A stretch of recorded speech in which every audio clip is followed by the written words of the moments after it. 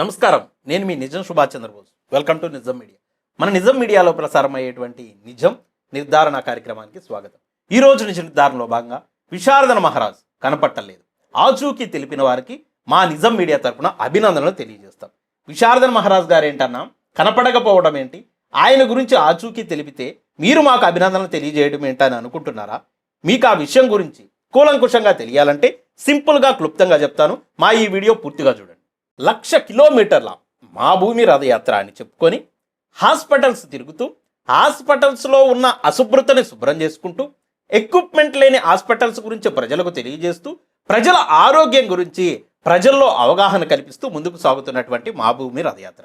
దానితో పాటు సంక్షేమ హాస్టళ్ల దగ్గరికి వెళ్ళి హాస్టల్లో ఉన్న పిల్లల్ని పలకరించి వాళ్ళ అవసరతలు ఏంటి అని అడిగి అక్కడ హాస్టల్స్లో లేనటువంటి ఎక్విప్మెంట్స్ గురించి, వాళ్ళ ఆహార భద్రత గురించి, వాళ్ళకు కావలసినటువంటి సౌకర్యాల గురించి వాళ్ళకి జ్ఞానాన్ని కల్పిస్తూ ప్రభుత్వానికి విజ్ఞప్తులు చేస్తూ డిమాండ్లు చేస్తూ కదులుతున్నటువంటి ఈ యాత్ర చాలా అద్భుతంగా చాలా చక్కగా కొనసాగుతుంది. దాని గురించి గతంలో నేను కూడా ఒక వీడియో చేశాను. కానీ మీరు గమనిస్తే తెలంగాణ రాష్ట్రంలో చాలా మీడియా ఛానల్స్ ఉన్నాయి, చాలా వార్తాపత్రికలు ఉన్నాయి. ఏ వార్తాపత్రికలోనూ ఏ మీడియా ఛానల్లోనూ విశారదన గారు చేస్తున్నటువంటి ఈ అద్భుతమైనటువంటి యాత్ర గురించి ఎక్కడా వార్తలు లేవు, ఎక్కడా వీడియోస్ కూడా లేవు. కనీసము విశారదన గారికే ఒక ఛానల్ ఉంది. అంటే విశారదన గారి యొక్క పార్టీకి ఆ సంఘానికి ఒక ఛానల్ ఉంది.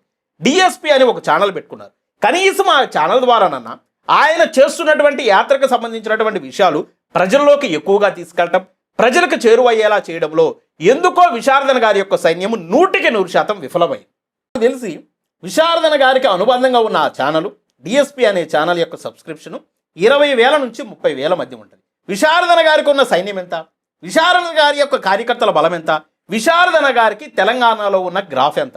మరి అంత ఎక్కువ గ్రాఫ్ కలిగినటువంటి నాయకుడు, అంతమంది కార్యకర్తలు కలిగినటువంటి నాయకుడు యొక్క ఛానల్ ఉంటే, ఆయనకు అనుబంధంగా ఒక ఛానల్ పనిచేస్తుంటే దాని సబ్స్క్రిప్షన్ 20,000 నుంచి 30,000 మధ్య.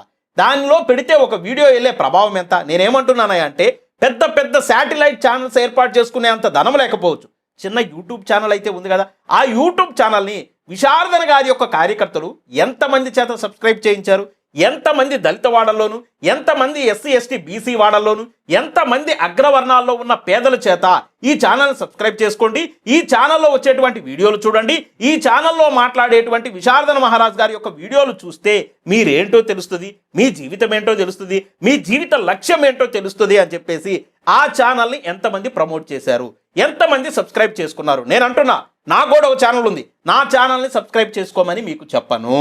కనీసము మీకంటూ పెట్టుకున్న ఒక ఛానల్, మీ గురించి మీరు చెప్పుకునేటువంటి ఒక ఛానల్, మీరు చేసే కార్యక్రమాలు, మీ కలిగినటువంటి నిజాయితీని, నిజాయితీతో నిబద్ధతతో కలిగినటువంటి కార్యక్రమాల్ని ప్రజల్లోకి తీసుకెళ్ళడం కోసం మీరు పెట్టుకున్నటువంటి ఛానల్ కోసం మీరు ఎంత మాత్రం పనిచేశారు? ఎందుకంటే ఈ రోజున ఎవరి గురించో, దళితుల యొక్క జీవితాల గురించో, ఎస్సీ ఎస్టీ బీసీ అగ్రవర్ణాల్లో ఉన్న పేదల యొక్క జీవితాలు బాగుపడటం కోసం పనిచేసేటువంటి మీడియా ఛానళ్ళు, వార్తాపత్రికలు లేనప్పుడు మీకు ఉన్న ఛానల్ని మీరు ముందుకు తీసుకెళ్లాలి కదా. కనీసం 1,00,000 మంది కూడా మీ ఛానల్కి సబ్స్క్రైబర్ లేకపోతే, విశారదన గారి యొక్క ఒక వీడియో వచ్చినప్పుడు 1,00,000 మంది కూడా మీ ఛానల్ ద్వారా ప్రసారమైనటువంటి వీడియోను చూడకపోతే ఆయన చేసేటువంటి పనులు ప్రజల్లోకి ఎంతలాగా వెళ్తాయి, ప్రజల్ని ఏ విధంగా చైతన్యం చేస్తాయి? ఒక పని విశారదన గారు చేసినప్పుడు, ఒక కార్యాచరణ ఆయన తీసుకున్నప్పుడు, ఒక విధానం ద్వారా ముందుకెళ్తున్నప్పుడు, ముందుకెళ్లేటువంటి విధానము ప్రజల్లోకి వెళ్ళినప్పుడు ప్రజల్లో ఏ విధంగా చైతన్యం వస్తుంది? ప్రజల్లో చైతన్యమే రానప్పుడు మార్పు ఎలా వస్తుంది? మార్పే రానప్పుడు మీరు అనుకున్నటువంటి లక్ష్యాన్ని ఎలా చేరుతారు?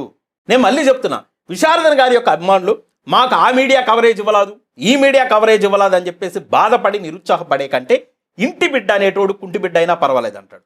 ఇంటికి ఒక బిడ్డ ఉంటే వాడు కుంటి బిడ్డ అయినా పర్లేదనే ఒక సామెత ఉంది. కాబట్టి మీరు మీ సొంత ఛానల్ని డెవలప్ చేసుకోవడానికి ప్రయత్నం చేయండి, దాని సబ్స్క్రిప్షన్ పెంచుకోండి, షేర్స్ ఎక్కువ చేసుకోండి.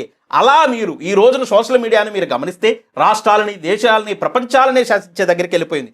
సోషల్ మీడియా ప్రపంచాన్నే షేక్ చేసే దగ్గరికి వెళ్ళిపోయింది. కాబట్టి శాటిలైట్ ఛానల్స్ లేకపోయినా, కోట్ల రూపాయలు పెట్టుబడులు లేకపోయినా, ఉన్న స్థాయిలోనే ఉన్న ఛానల్స్ని మీరు డెవలప్ చేసుకొని బహుజన భావజాలాన్ని ప్రజల్లోకి మరింత తీసుకెళ్లాలని విశారదన గారు చేసేటువంటి కార్యక్రమాలు ఆ మీడియా మీద, ఈ మీడియా మీద, ఆ వార్తాపత్రిక, ఈ వార్తాపత్రిక మీద ఆధారపడుకోకుండా సొంతగా మీరే ప్రజల్లోకి తీసుకెళ్లాలని, దాని ద్వారా ప్రజల్లో అవగాహన పెంచాలని, అవగాహన పెంచడం ద్వారానే బహుజన రాజ్యం అనేది సాధ్యపడుతుందని చెప్పేసి విజ్ఞప్తి చేస్తూ, ప్రతి ఒక్కళ్ళు కూడా దీన్ని కర్తవ్యంగా భావించుకోవాలని చెప్పేసి మా నిజం మీడియా తరపున విజ్ఞప్తి చేస్తూ, మా నిజం మీడియా అనేది ప్రతి సందర్భంలో ఉన్నది ఉన్నట్టు చెప్తూ నిజాన్ని నిర్భయంగా చెప్పడమే మా యొక్క లక్ష్యం. కాబట్టి అంత పెద్ద పాదయాత్ర జరిగినప్పుడు ఎవరు కూడా కవరేజ్ ఇవ్వాల, ఇంత పెద్ద రథయాత్ర జరుగుతున్నప్పుడు కూడా ఎవరు పట్టించుకోవట్ల. అంటే మీడియాలు అనేవి ఎవరి కోసం వాళ్ళు పనిచేసుకుంటూ, ఏ రాజకీయ పార్టీకి అనుకూలమైనటువంటి మీడియా ఛానళ్ళు ఆ రాజకీయ పార్టీ కోసం పనిచేసుకుంటూ, రాజకీయాలే పరమావధిగా పనిచేసుకుంటూ, ప్యాకేజీలే పరమావధిగా పనిచేసుకుంటూ, డబ్బులే లక్ష్యంగా పనిచేసుకుంటూ, ఎవరి కూడా సామాజిక న్యాయం కోసం పనిచేసేటువంటి మీడియాలు మనకు కనపట్టలేదు. కాబట్టి దయచేసి ఇకనైనా మేల్కొని ఆ విధంగా ముందుకెళ్తారని విజ్ఞప్తి చేస్తూ, మా నిజం మీడియా ప్రతి సందర్భంలో కూడా ఉన్నది ఉన్నట్టు చెప్తూ నిజాన్ని నిర్భయంగా చెప్పడమే మా యొక్క లక్ష్యం. కాబట్టి మా వీడియోస్ కనుక మీకు నచ్చితే లైక్ చేయండి, షేర్ చేయండి, మన ఛానల్ సబ్స్క్రైబ్ చేసుకోండి.